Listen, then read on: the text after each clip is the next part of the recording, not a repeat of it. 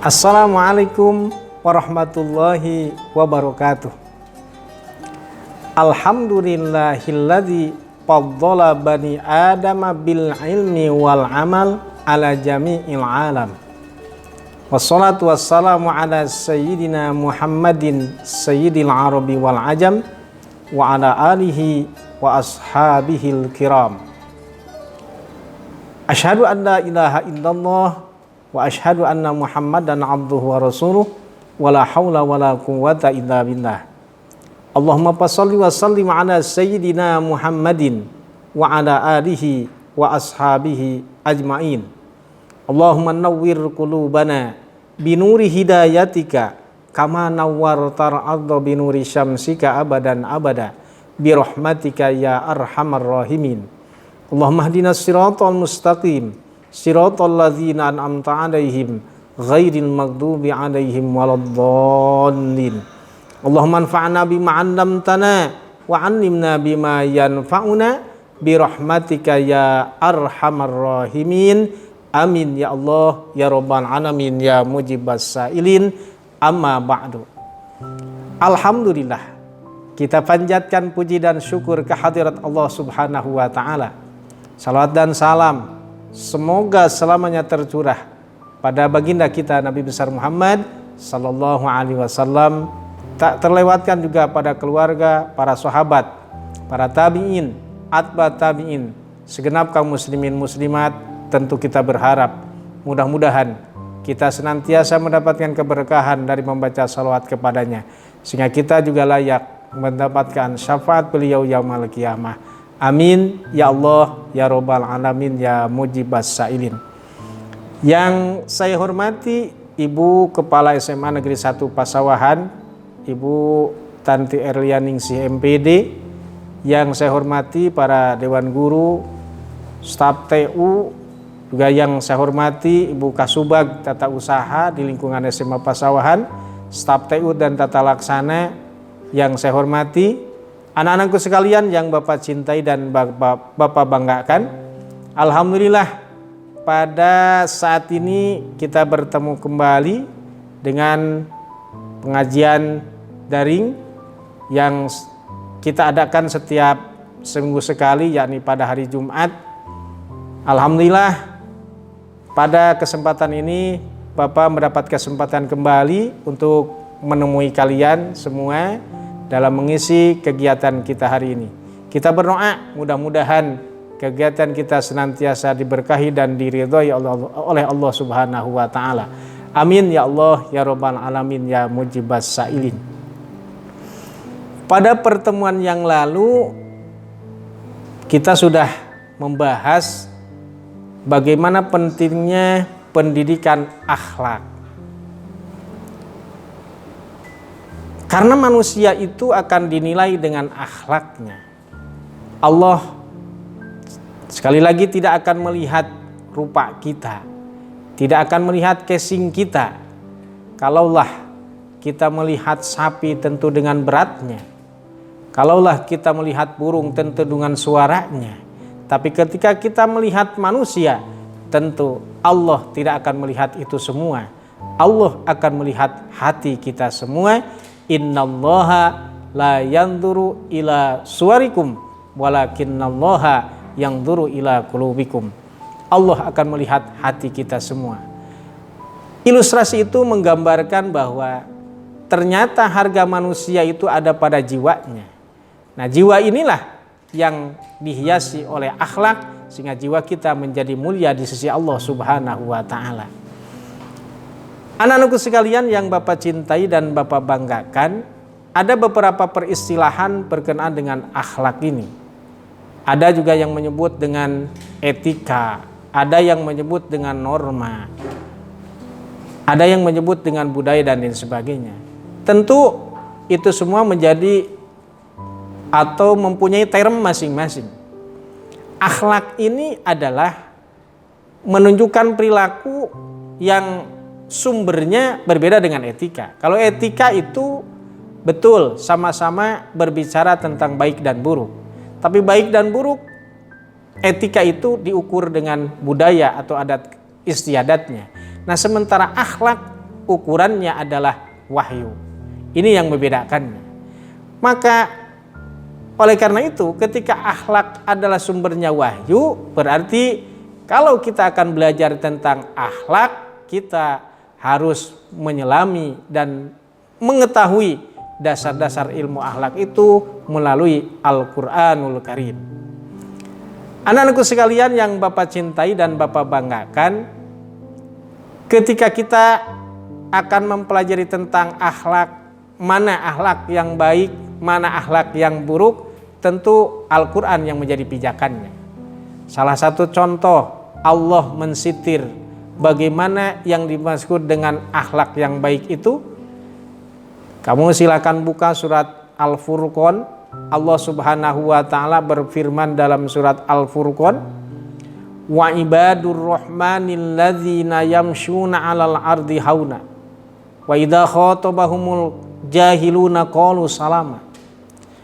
Menurut Allah Subhanahu wa taala di dalam Al-Qur'an, yang termasuk hamba-hamba Allah yang Maha Rahman itu alladzina yamshuna 'alal ardi hauna. Orang yang ketika berjalan di muka bumi tidak dalam keadaan sombong. Tentu beberapa waktu yang lalu pernah Bapak bahas, pernah kita diskusikan bahwa apa yang perlu kita sombongkan oleh manusia. Pada pertemuan yang lalu atau pada pertemuan minggu yang kemarin sudah Bapak ilustrasikan. Kalau kita melihat daripada asal usul kita, tentu akan lebih mahal asal usul ayam atau asal usul hewan yang lainnya dibandingkan dengan manusia.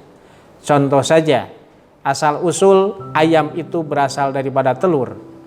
Nah ini menurut orang pasawahan mah, ini loh asal muasalnya ayam, telur, bahan pihayamun. Nah kalau kita dapat bahan pihayamun yang disebut telur itu, kemudian kita jajakkan dan kita dagangkan dan kita tawarkan kepada orang lain, tentu banyak orang yang mau. Tentu kalaupun beli, dia mau membelinya. Tapi bayangkan ketika kita menjajakkan asal usul manusia yang disebut mani, sangat menjijikan. Maka ilustrasi dalam bahasa Sunda seringkali mani kasep, mani gelis, mani benghar, mani, semuanya diawali dengan mani. Saking hinanya manusia itu. Maka kata Allah, yang termasuk hamba-hamba Allah yang Rahman adalah dia yang ketika berjalan di muka bumi dalam keadaan tidak sombong. Kemudian alladzina yamshuna 'alal ardi hauna wa idza khatabahumul jahiluna qalu salama. Berbicara dengan siapapun dia akan mempunyai sopan santun, adab, etika. Qalu salama. Dia akan berbicara dengan apa? Dengan lemah lembutnya, pantas. Bahasa jang kasaluhureun kumaha, bahasa jang kasahandapeun kumaha. Oh ini mah bahasa untuk guru, oh ini mah bahasa untuk sesama, oh ini mah bahasa untuk usia yang di bawah kita. Nah, orang yang berakhlak, orang yang dikategorikan menjadi hamba Allah yang Rahman, tentu paham dengan itu semua. Maka pantaslah kemudian kalau orang yang berakhlak itu akan dicintai oleh seluruh manusia. Jarang sekali orang memusuhi karena dia adalah mempunyai akhlak yang baik. Banyak orang memusuhi kita, banyak orang yang tidak suka terhadap kita karena memang kita mempunyai akhlak yang tidak baik. Anak-anakku sekalian dan rekan-rekan guru di lingkungan SMA Pasawan yang saya hormati dan saya banggakan, kalau kita melihat bahwa penyakit hati atau penyakit akhlak itu berbeda dengan penyakit lahir. Kalau penyakit lahir itu orang lain lebih, mohon maaf, kalau penyakit lahir itu kita yang lebih tahu dibandingkan dengan orang lain. Ilustrasinya, salah satu contohnya ketika kita sakit. Ketika kita sakit, banyak orang yang nengok kepada kita. Nah, yang nengok itu kan nanya kepada kita, apa yang dirasakan? Naon nu karaos? Karena orang yang menengok kita itu tidak tahu apa penyakit kita. Kita yang lebih tahu tentang penyakit-penyakit lahir. Tetapi penyakit batin, penyakit hati, penyakit akhlak daripada kita yang merasakan, orang lain lebih tahu daripada penyakit kita. Hei, jangan bergaul dengan si itu. Tong ulin jeung si eta. Si eta mah gede hulu. Orang eta mah sombong. Orang itu mah medit. Orang itu mah kikir, pelit, buntut, kasiran. Gitu ya. Nah, tentu kita tidak merasakan itu dibandingkan dengan yang dirasakan oleh orang lain. Bahayanya begitu. Nah, yang kedua, bedanya penyakit lahir dengan penyakit batin, penyakit akhlak itu, penyakit akhlak, kronisnya penyakit akhlak, ujung-ujungnya adalah kematian. Selesai dengan itu, tidak ada urusan dengan alam kubur, tidak ada urusan dengan alam hisaban, tidak ada urusan dengan alam mizan dan lain sebagainya. Di alam kubur kita tidak akan ditanya, Pak, meninggal gara-gara apa? Gara-gara bisul misalkan, gara-gara kanker misalkan, gara-gara kacugak dan lain sebagainya. Nggak ada, tidak akan diceritakan itu. Tetapi ketika kita mempunyai penyakit akhlak, itu akan terbawa terus dari mulai alam kubur, alam hisaban, alam mizan dan lain sebagainya. Akhirnya kita ditentukan menjadi orang yang beruntung atau menjadi orang yang celaka. Kenapa kamu tidak hormat kepada orang tua? Kenapa kamu tidak hormat kepada guru? Kenapa kamu selalu melalaikan sholat? Kenapa kamu tidak suka puasa? Dan lain-lain sebagainya. Itu adalah bagian daripada penyakit hati.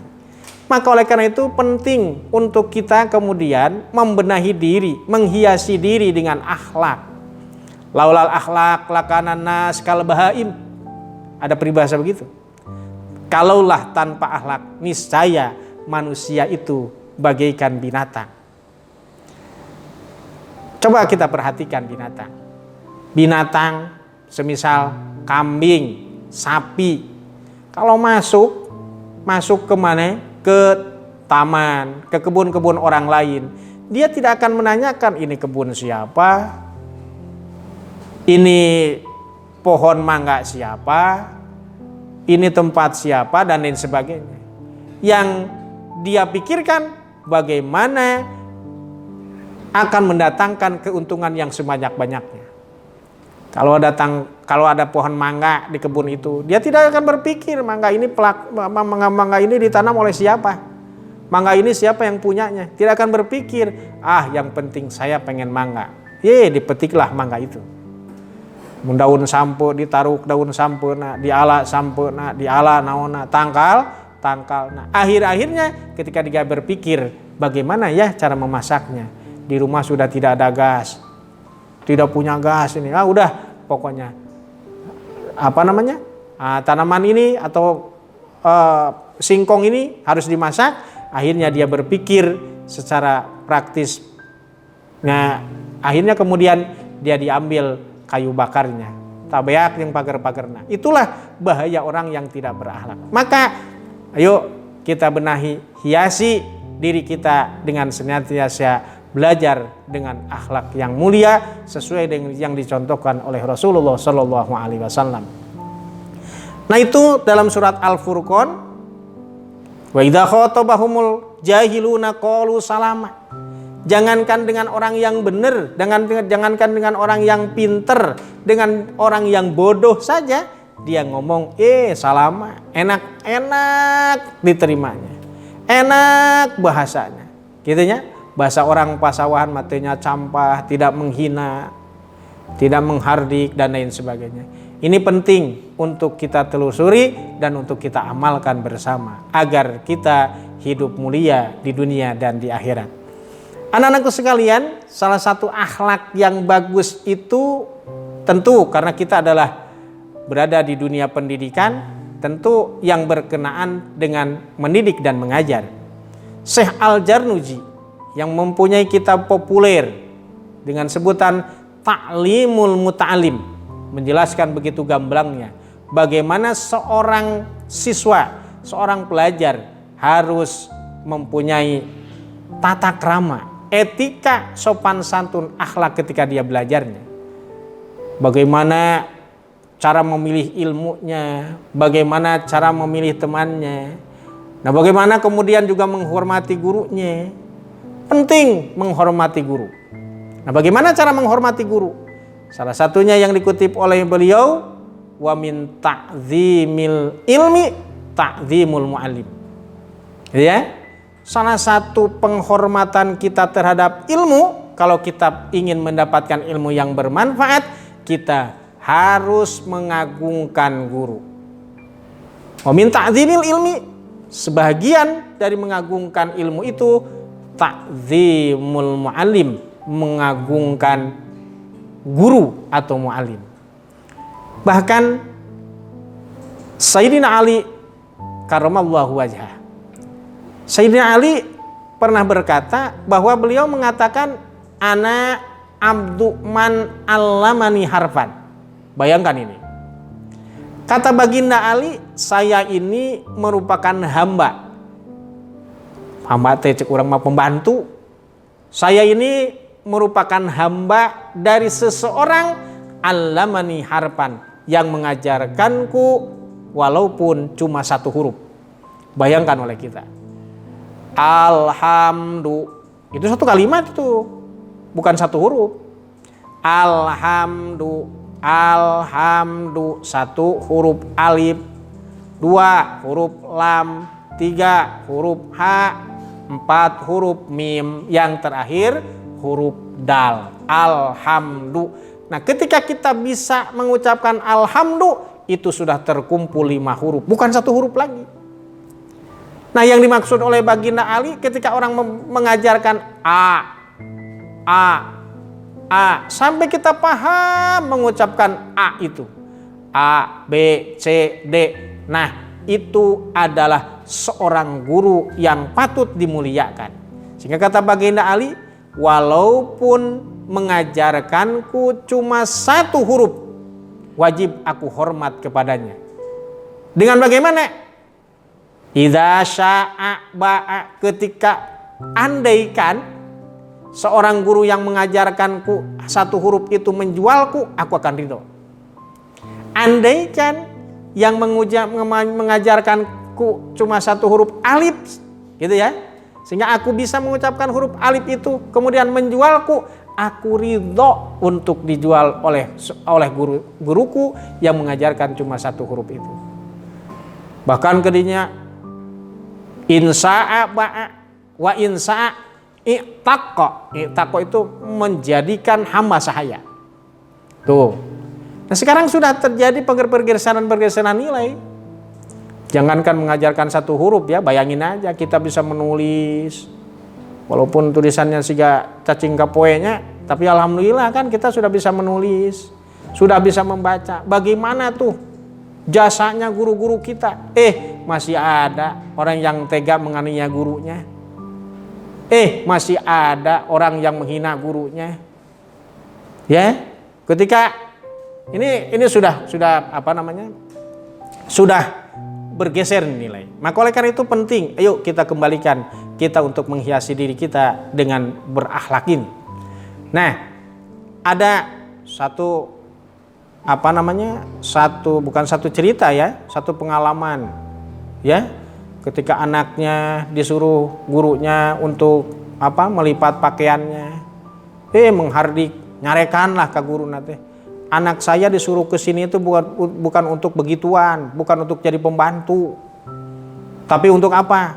Untuk belajar. Menurut kitab Ta'limul Muta'alim itu salah. Karena baginda Ali begitu hebatnya kemudian mengatakan, saya ini hamba bagi orang yang mengajarkanku cuma satu huruf, walaupun satu huruf. Kita sudah lebih dari satu huruf, A, B, C, D sampai apal sampai Z. Alif bata sampai kita bisa apa? Kita bisa baca Quran, bisa baca hadis dan lain sebagainya. Maka wajar. Bukan wajar lagi, maka wajib kita untuk memuliakan guru. Wa min ta'zimil wa min tauqiril muallim alla yamshiya amamahu. Di antara sopan santun kita kepada guru, janganlah kita berjalan di depannya. Jadi mun aya guru bareng teh tah teu pantes urang teh mun dempang teh aya hareupeun. Tidaklah pantas kita kemudian berjalan berada di depan guru kita. Kemudian juga katanya jangan sampai duduk wa alla yajlisa, jangan duduk makanahu di tempatnya. Maka dulu sempat ya pernah kita dengar tong diuk dina meja guru, tong duduk dina kursi guru doraka. Nah dulu kan kita seperti begitu ya pepatahnya, jangan duduk di tempat guru. Nah gitu ya. Tuh. Bahkan dulu saking kita takzimnya, zaman Bapak mah dulu ketika di kelas guru tidak ada, yang ada cuma menyimpan kopiahnya saja di atas meja. Itu kita tidak berani keluar itu, ya. Nah ketika kita melihat di mejanya ada apa? Ada kopiahnya, walaupun ustadznya kemana nggak tahu, keluar dulu gitu ya. Nah itu, waduh, kita nggak berani itu keluar itu. Walaupun di depan kita cuma apanya, cuma pecinya saja, cuma kopiahnya saja. Nah sekarang sudah bergeser itu. Ketika bertemu dengan guru, berebut kita untuk salaman. Sekarang hare-hare, gigitaran, gitu ya. Gak lantas mendekati kalau, ya Pak, gimana Pak? Anteng gigitaran. Nah ini pergeseran nilai itu tentu saja kita harus senantiasa menjaga akhlak kita, menghiasi akhlak kita dengan baik agar tetap kita kembali ke tempat yang baik. Surga itu tempat suci, tidak pantas untuk ditempati oleh orang-orang kotor. Oleh karena itu ketika kita mempunyai cita-cita agar kita kembali menempati tempat suci, kita harus senantiasa membersihkan diri. Salah satunya adalah dengan kita mengamalkan akhlak yang mulia. Saya kira itu yang bisa disampaikan, mudah-mudahan ada manfaatnya. Mohon maaf atas segala kekurangannya. Kita tutup dengan doa Rabbana atina fid dunya hasanah wa fil akhirati hasanah wa qina adzabannar. Wassalamualaikum warahmatullahi wabarakatuh.